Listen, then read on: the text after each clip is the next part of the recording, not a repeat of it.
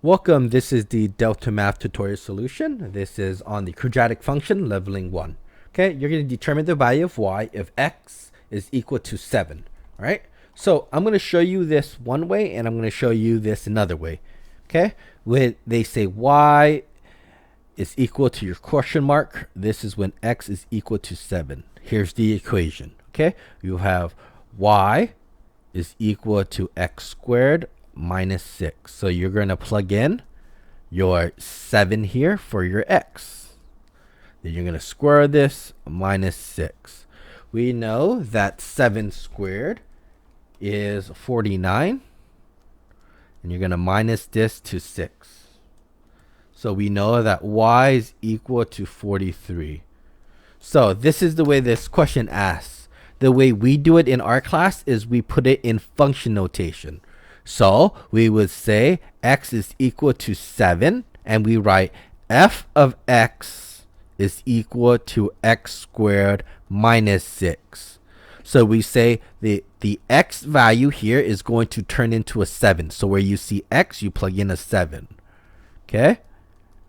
It's going to be equal to 7 squared minus 6.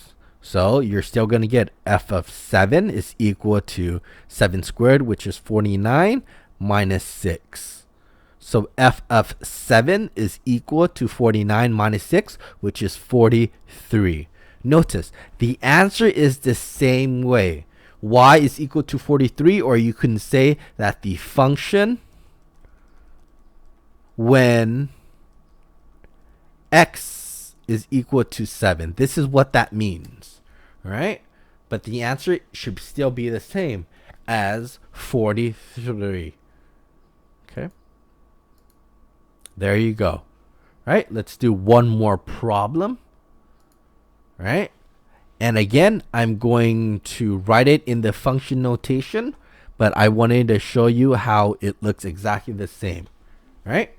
So, the function is f of x is equal to x squared minus 5. You let x is equal to negative 3. That's what it says here. So f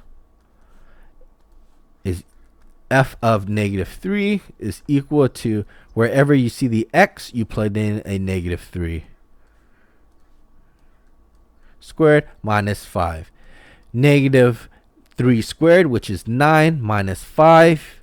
9 minus 5, which is a 4. That is what the function of negative 3 is.